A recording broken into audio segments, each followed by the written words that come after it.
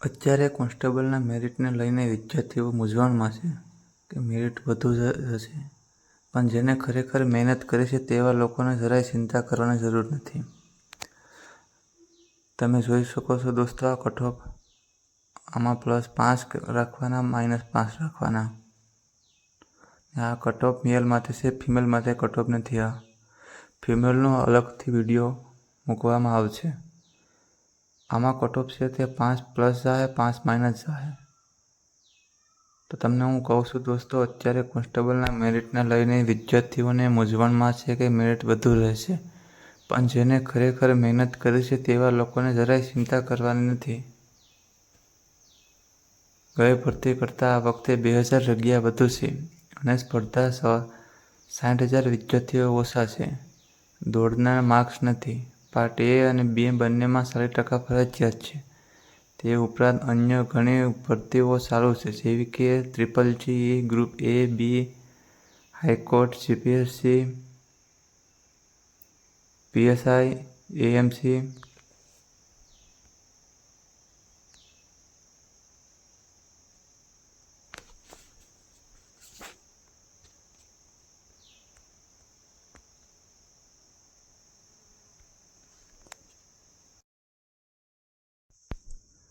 અન્ય ઘણી બધી ભરતીઓ, તેમાં 2500 થી 3000 જેવા કોમન ઉમેદવારો નીકળી શકે છે. પરીક્ષામાં વધુ માર્ક્સવાળા ઉમેદવારો હોઈ શકે છે, પરંતુ તેની સંખ્યા 1500-2000 હોઈ શકે. બાકીના 10,000 ભરતી કરવામાં આવશે. તેનું મેરિટ ઊંચું જવાની કોઈ સંભાવના નથી. જેને પેપર આપ્યું છે તેને ખ્યાલ છે કે 40% કઈ રીતે થાય છે.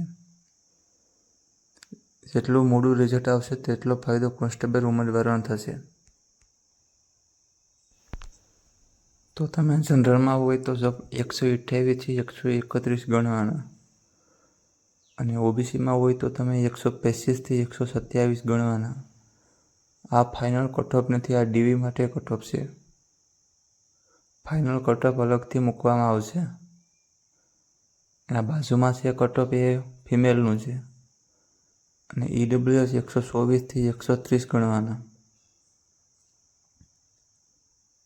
તમે આ કટઓફ પણ જોઈ શકો છો. આ અંદાજિત કટઓફ છે, વાસ્તવિક કટઓફ બદલાઈ શકે છે.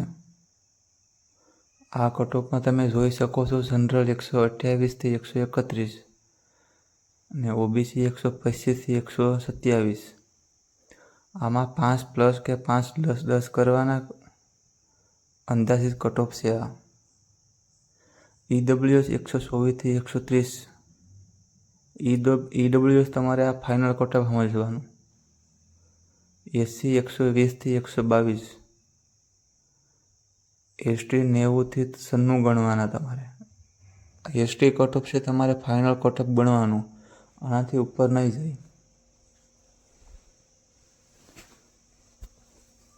ફિમેલની વાત કરીએ તો 105 થી 110 સુધી ગણવાના જનરલવાળા.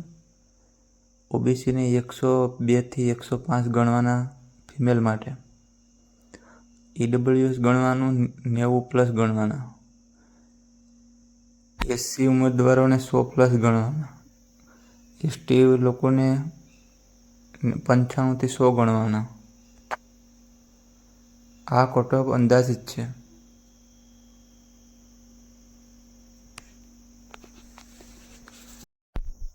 હવે આગલો વિડીયો ફૂલ કટઓફ વિડીયો કાલે મૂકવામાં આવશે.